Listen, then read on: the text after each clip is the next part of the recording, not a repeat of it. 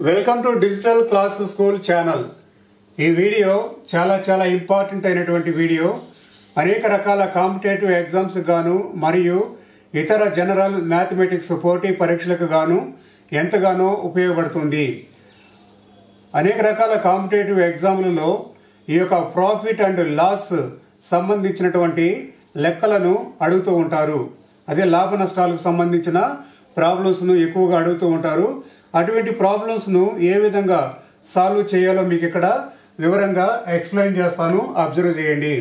ఇందులో ప్రతి ఒక్కరికి అర్థమయ్యే విధంగా, అంటే ముఖ్యంగా non math students, mathematics background లేనటువంటి వారు, ఎడ్యుకేషన్లో అకాడమిక్ గ్యాప్ ఎక్కువ ఉండి కాంపిటేటివ్ ఎగ్జామ్స్ రాస్తున్నటువంటి వారికి కూడా చాలా ఈజీగా అర్థమయ్యే విధంగా ప్రతి స్టెప్ని ఇక్కడ ఏ ఒక్క స్టెప్ని మిస్ కాకుండా ప్రతి స్టెప్ని మీకు ఇక్కడ వివరిస్తాను, అబ్జర్వ్ చేయండి.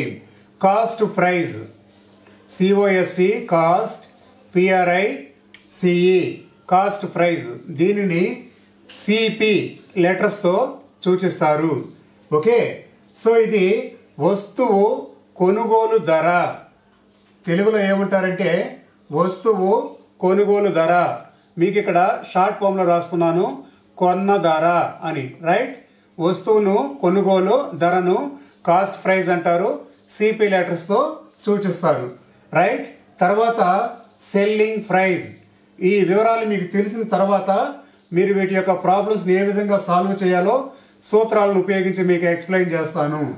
సెల్లింగ్ ప్రైజ్, సో దీనిని SP లెటర్స్తో సూచిస్తారు. అంటే ఇది వస్తువును అమ్మిన ధర, అమ్మిన ధర లేదా అమ్మకపు ధర అని కూడా అంటారు. ఓకే, సో దీనిని SP లెటర్స్తో సూచిస్తారు. ఇప్పుడు నెక్స్ట్ ప్రాఫిట్, PROFIT, ప్రాఫిట్. తెలుగులో దీనిని లాభం అని అంటాము. లాభం ఎప్పుడు వస్తుంది? ఏదైనా ఒక వస్తువును తక్కువ ధరకి కొని అమ్మేటప్పుడు కొన్న ధర కంటే కూడా ఎక్కువగా అమ్మినప్పుడు మనకు లాభం వస్తుంది. అలా కాకుండా వస్తువు ధరను మనం సెల్లింగ్ చేసినటువంటి ధర కొన్న ధర కంటే కూడా తక్కువైనప్పుడు నష్టం వస్తుంది. ఆ వివరాలన్నీ కూడా మీకు ఇక్కడ సూత్రాలు ఉపయోగించి మీకు ఎక్స్ప్లెయిన్ చేస్తాను, అబ్జర్వ్ చేయండి. అయితే ఈ ప్రాఫిట్కు సూత్రం ప్రాఫిట్. చూడండి, ప్రాఫిట్కి సూత్రం లాభం. దీని యొక్క సూత్రం ఏమిటంటే SP మైనస్ CP. SP అంటే సెల్లింగ్ ప్రైజ్, ఈ యొక్క ప్రైజు మైనస్ కాస్ట్ ప్రైజ్, కొన్న ధర.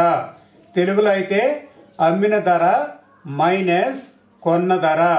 ఇక్కడ తెలుగులో కూడా రాస్తున్నాను, షార్ట్ ఫామ్లో రాస్తున్నాను, అబ్జర్వ్ చేయండి.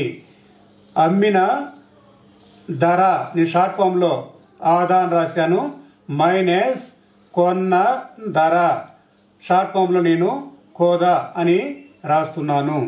రైట్, ఈ ఫార్ములా ఉపయోగించినప్పుడు మనకు లాభం అనేది తెలుస్తుంది. ఓకే, సో ఇంగ్లీష్లో ప్రాఫిట్ అని అంటారు. మరి నష్టం, లాస్, LOSS, లాస్. తెలుగులో నష్టం అని అంటాము. సో ఇది నష్టం ఎప్పుడు వస్తుంది? మనం అమ్మిన ధర కొన్న ధర కంటే కూడా తక్కువైనప్పుడు అప్పుడు నష్టం వస్తుంది. ఓకే, దీనికి సూత్రం ఏమిటంటే CP మైనస్ SP, అంటే selling praise. Okay, sorry, cost praise minus selling praise. Cost praise minus selling praise. ఈ సూత్రం ఉపయోగించడం వలన మనకు లాస్ గురించి తెలుసుకోవచ్చును. అలాగే లాభ శాతము, profit percentage, PROFIT, profit percentage. Okay, profit పర్సంటేజ్ని ఎప్పుడు తెలుసుకుంటాము? తెలుగులో అయితే లాభ శాతం, లాభ శాతం. సో ఈ లాభ శాతం తెలుసుకోవాలంటే ఇక్కడ చూడండి, దీనికి ఒక సూత్రం లాభ శాతం is equal to profit, PROFIT, profit by CP. CP అంటే కాస్ట్ ప్రైస్, అంటే కొన్న ధర, ఇంటూ 100. ఓకే, సో ఇది ప్రాఫిట్ అంటే ప్రాఫిట్ పర్సంటేజ్, ప్రాఫిట్ వేరు, ప్రాఫిట్ పర్సంటేజ్ వేరు, right?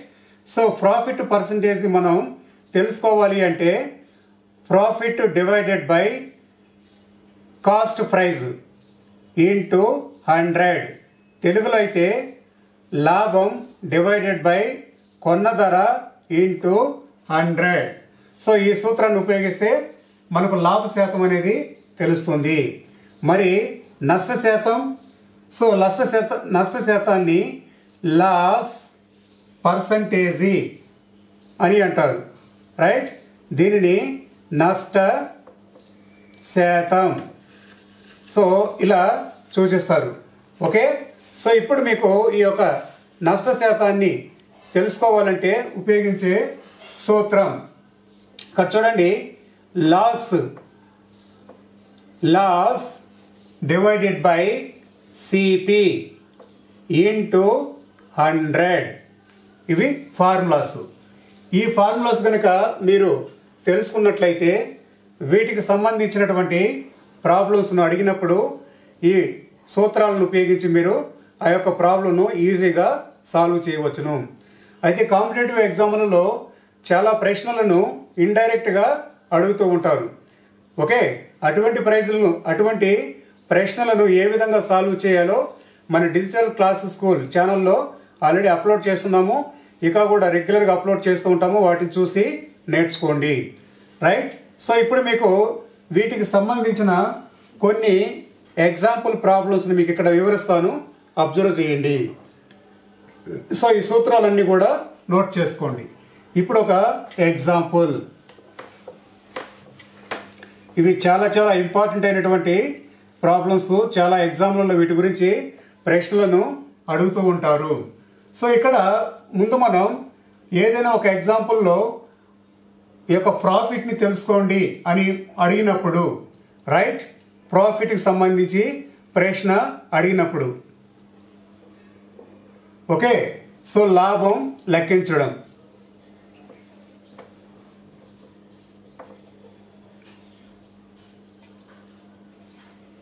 Right.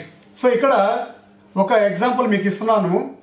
Cost price CP, okay, అంటే కొన్న ధర ఎగ్జాంపుల్కు 500 రూపీస్, ఓకే. అలాగే సెల్లింగ్ ధర, రైట్. సో ఎస్పి, సెల్లింగ్ ధర ఎస్పి 600 రూపీస్ అనుకుందాం. వీటికి సంబంధించిన వివరాలన్నీ కూడా ఇంతకుముందు మీకు సూత్ర రూపంలో వివరించాను ఫార్ములాలో, వాటిని గుర్తుపెట్టుకోండి.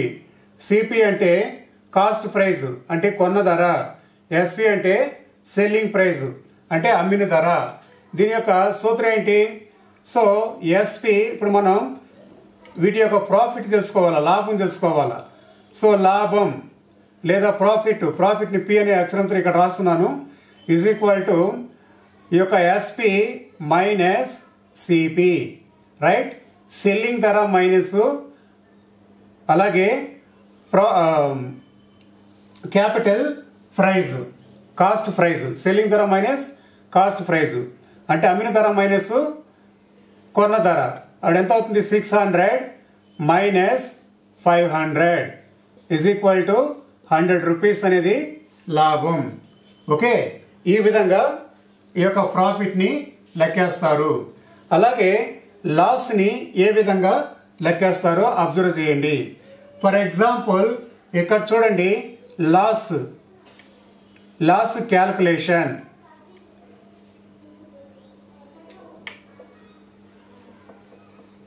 లాస్ క్యాల్కులేషన్ అంటే ఇక్కడ ఈ యొక్క నష్టాన్ని లెక్కించడం.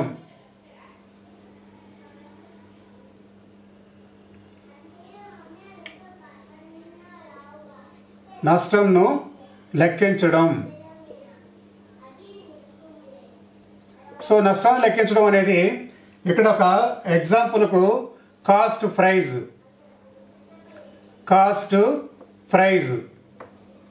CP is equal to 800 for example అనుకుంటే, అలాగే selling price for example SP అని అనుకుంటే దీని ధర 700 రూపీస్. ఇప్పుడు మనం లాస్ని క్యాల్కులేషన్ చేయాలి, రైట్? సో ఇది ఎల్ అనుకుందాం. ఇక్కడ లాస్ అంటే నష్టము ఈజ్ ఈక్వల్ టు, ఇక్కడ చూడండి,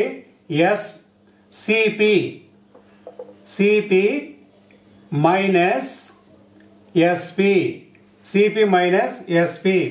ఇక్కడ సిపి అంటే ఏది? కాస్ట్ ప్రైస్ అంటే కొన్న ధర మైనస్ సెల్లింగ్ ప్రైస్, అమ్మిన ధర వేస్తే మనకు లాస్ వస్తుంది. కనుక కొన్న ధర ఎంత ఉంది? 800 మైనస్ అమ్మిన ధర 700 ఈజ్ ఈక్వల్ టు 800 నుంచి 700 తీస్తే ఎంత వస్తుంది? 100 రూపీస్ అనేది లాస్. ఈ విధంగా లాభాన్ని నష్టాన్ని లెక్కిస్తారు. సో దీని తర్వాత మీకు వివరంగా అన్ని సూత్రాలన్నీ ఒక దగ్గరగా రాస్తాను తెలుగులో. వాటిని అబ్జర్వ్ చేసి వాటికి సంబంధించిన ప్రాబ్లమ్స్ వచ్చినప్పుడు ఏ విధంగా సాల్వ్ చేయాలో అబ్జర్వ్ చేయండి. సో ఇప్పుడు ఓకే, సో ఇప్పుడు ప్రాఫిట్ లాభం లెక్కించడం తెలిసారు, అలాగే తర్వాత లాస్ని లెక్కించడం తెలుసుకున్నారు. ఇప్పుడు లాభశాతాన్ని ఏ విధంగా లెక్కించాలో అబ్జర్వ్ చేయండి. ఆల్రెడీ మీకు ఇక్కడ ఇంతకుముందు సూత్రాలన్నీ కూడా వివరించున్నాను. ఆ సూత్రాలని ఫాలో అవుతూ ఇక్కడ ఈ ప్రాబ్లంని సాల్వ్ చేయాలి. ఓకే, సో లాభశాతం,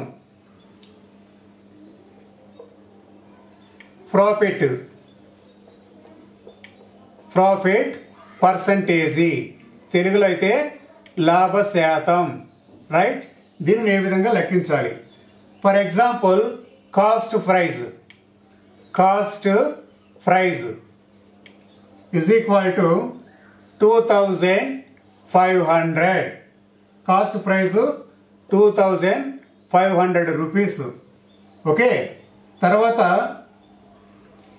ఇక్కడ లాభశాతం ఇచ్చేసారు. అయితే మీరు తెలుసుకోవాల్సింది సెల్లింగ్ ప్రైస్ గురించి వద్దు, ఎందుకంటే చాలా ఎగ్జామ్లలో ఇండైరెక్ట్గా ప్రశ్నలను అడుగుతూ ఉంటారు. ఓకే, సో ఆ ప్రకారంగా అయితే లాభశాతం చూద్దాం. ఎందుకంటే డైరెక్ట్గా అయితే మీరు ఫార్ములా ఉపయోగించి డైరెక్ట్గా చేసేయచ్చు, కానీ ఇండైరెక్ట్గా అడిగినప్పుడు కన్ఫ్యూజ్ అవుతూ ఉంటారు. కనుక లాభశాతం 25% ఇచ్చాడు. లాభశాతం అనేది 25% ఇచ్చాడు. అలాగే కాస్ట్ ప్రైస్ అనేది 2500 ఇచ్చాడు. ఇప్పుడు మనం ప్రాఫిట్ని తెలుసుకోవాలా. ప్రాఫిట్ ఈజ్ ఈక్వల్ టు, ఈ ప్రాఫిట్కి తెలుసుకోవాలంటే ఇక్కడ చూడండి, ఆల్రెడీ మీకు తెలుసు లాభశాతం యొక్క సూత్రాన్ని రాసుకోవాలి. ఇక్కడ ప్రాఫిట్ తెలుసుకోవాలనుకున్నా కానీ లాభశాతం యొక్క సూత్రాన్ని మీరు ఇక్కడ రాసుకోవాల్సి వస్తుంది. ఆ లాభశాతం యొక్క సూత్రం ఏంటి? Profit by CP into 100. ఇది సూత్రం దేనికి? ప్రాఫిట్కి. ఓకే, సో ఇప్పుడు ఇక్కడ మనకు ఏం తెలిసింది? ప్రాఫిట్ అనేది తెలిసింది, రైట్? సో ఇక్కడ చూడండి, ప్రాఫిట్ పర్సంటేజ్ ఎంత ఉంది? 25%. ఓకే, సో ఇది లాభం యొక్క ప్రాఫిట్ పర్సంటేజ్ యొక్క సూత్రం ఇది, రైట్? ఈ సూత్రాన్ని ఉపయోగించి మనం ఏ విధంగా తెలుసుకోవాల్సినో అబ్జర్వ్ చేయండి. ప్రాఫిట్ పర్సంటేజ్ అనేది ఆల్రెడీ ఇచ్చారు 25 అని. ఓకే, 25 ఈజ్ ఈక్వల్ టు, ఆ తర్వాత ఇచ్చిన ఇక్కడ మనం ప్రాఫిట్ తెలుసుకోవాలి కాబట్టి ప్రాఫిట్ ఈజ్ ఈక్వల్ టు ఎంత? సో ప్రాఫిట్ పర్సంటేజ్ సూత్రం తెలిసినప్పుడే ఈ యొక్క ప్రాఫిట్ని మీరు క్యాల్కులేషన్ చేయగలరు. ఓకే, కాబట్టి ప్రాఫిట్ పర్సంటేజ్ అనేది 25 ఈజ్ ఈక్వల్ టు ప్రాఫిట్ అనేది మనకు తెలుసు ఎక్స్ అనుకుందాం. లేదా ప్రాఫిట్ అని కూడా మీరు రాసుకోండి. ప్రాఫిట్ బై సెల్లింగ్ ప్రైస్ ఎంత, సారీ కాస్ట్ ప్రైస్, రైట్, మనం కొన్న ధర ఎంత ఉంది 2500, రైట్, ఇంటూ 100. ఇప్పుడు మనం ప్రాఫిట్ని తెలుసుకోవాలంటే ఈ యొక్క ఫార్ములాని కన్వర్ట్ చేయండి. ఓకే, సో కన్వర్ట్ చేసినప్పుడు profit is equal to 25/100 into 2500. ఇది ఎలా వస్తుందంటే ఇక్కడ చూడండి 25 అనేది ఈక్వల్ అవతల ఉంది, రైట్, ఈక్వల్ అవతల ఉన్నప్పుడు ఇక్కడ మల్టిప్లై అవుతున్నదని, సో ఈ యొక్క 2500 ఉంది. ఈ 2500 ఈక్వల్ అవతలకు వస్తే ఏమవుతుంది, ఈ 25ని మల్టిప్లై అవుతుంది. ఓకే, సో ఇక్కడ ప్రాఫిట్ అనేది ఈ అవతల వచ్చినప్పుడు ఈ విధంగా ప్రాబ్లం అనేది కన్వర్ట్ అవుతుంది. సో ఇట్లా వీటి యొక్క కన్వర్షన్ బేసిక్స్ అన్నీ కూడా మన డిజిటల్ క్లాస్ స్కూల్ ఛానల్లో అప్లోడ్ చేసి ఉన్నాము. అందులో చూసి మీరు ప్రతి వివరాలను కూడా నేర్చుకోవచ్చును. ఓకే, సో దీనికి మొత్తం క్యాలిక్యులేషన్ చేస్తే వచ్చేటువంటి ఆన్సర్ 625. ఓకే, సో ఇది ఈ విధంగా ఈ యొక్క ప్రాబ్లమ్స్ను తెలుసుకోవాల్సి ఉంటుంది.